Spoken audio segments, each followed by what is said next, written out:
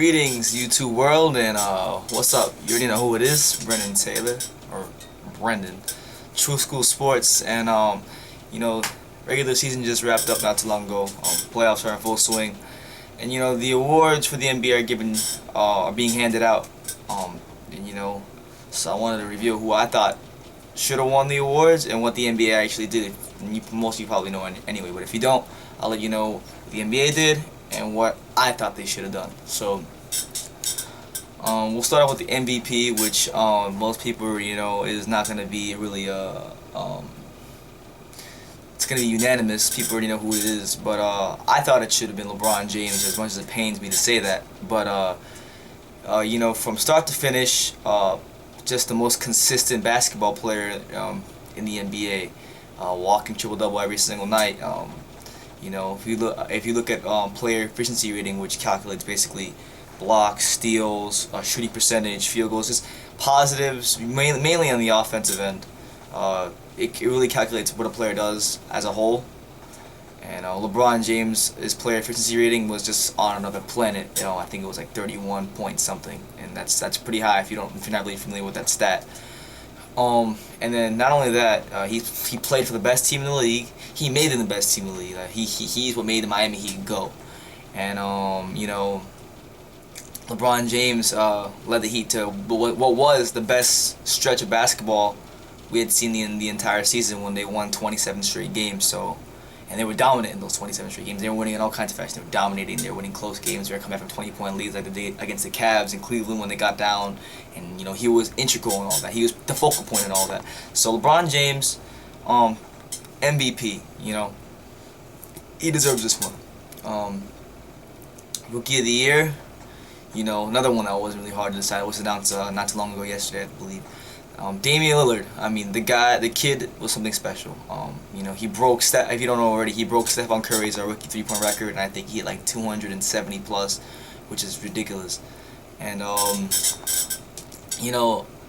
Damian Lillard represents a lot of things great that can happen in basketball if you work hard and you really just keep going. He came from Weber State, Big Sky Conference. If you don't know what that is, I think it's Big Sky Conference, really small conference. And that a lot of experts, when he came out, were saying that he couldn't, he didn't play against great competition.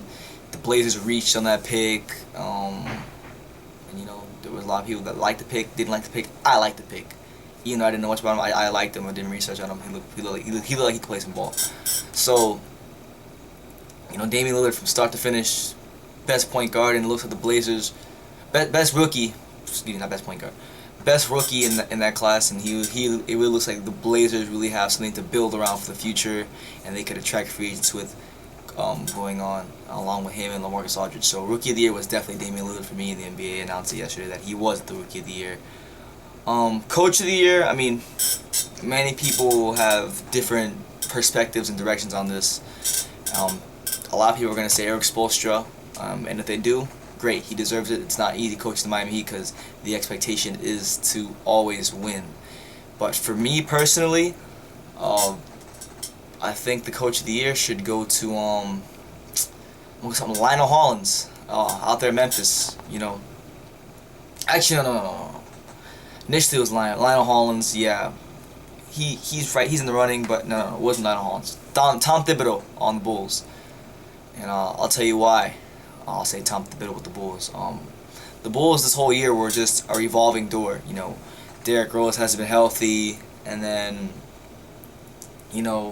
Noah's had his health problems, and then he's really had to manage his lineup a lot.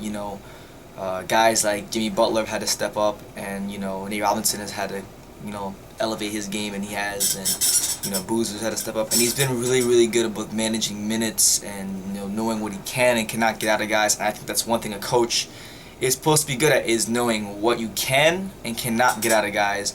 Like if for take for example, Luol Deng, he knew he knows Luol Deng can give him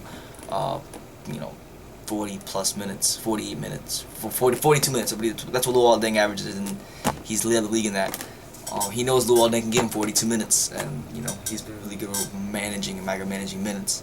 So in that regard, I think he's Coach of the Year.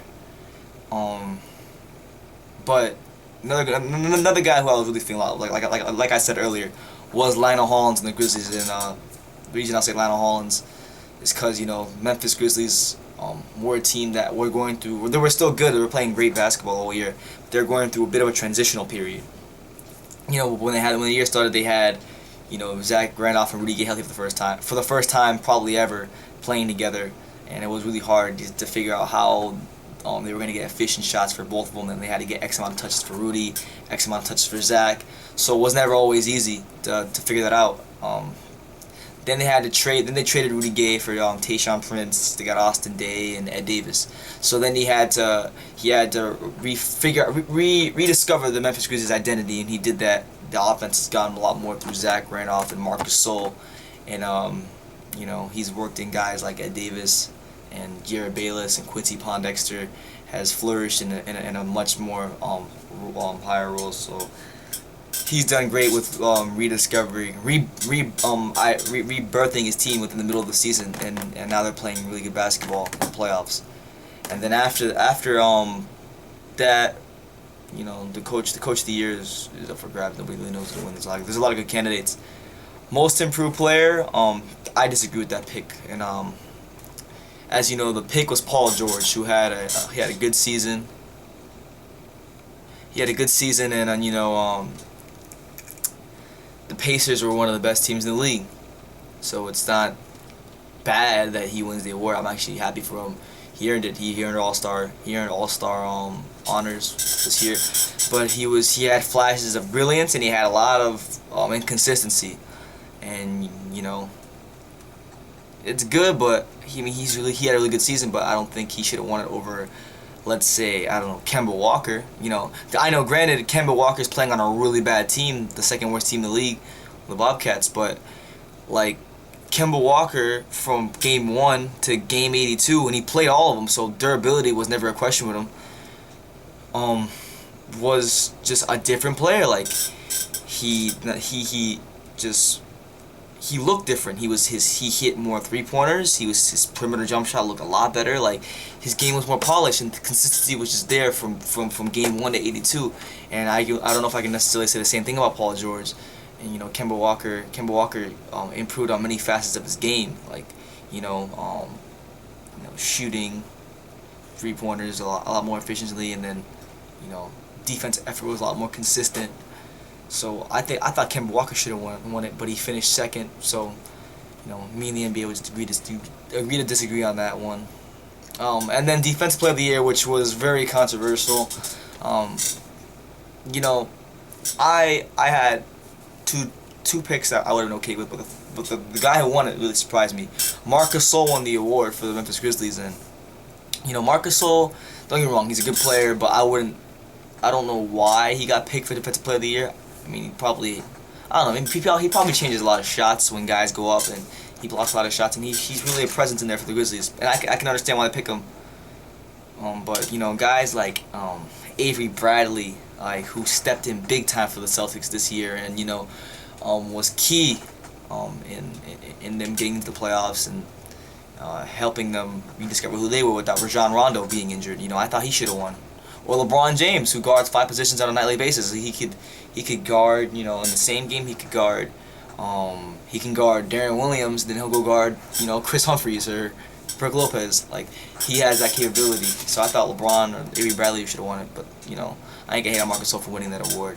So those are my award picks, and those are the NBA's award picks. Comment,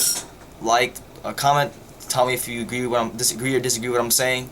And just like the Facebook page, join the site on the blog, visit the blog, TruSchoolSports.blogspot.com. Alright, so it's Brendan Taylor. You already know what it is. Stay tuned for the videos coming up. Peace out.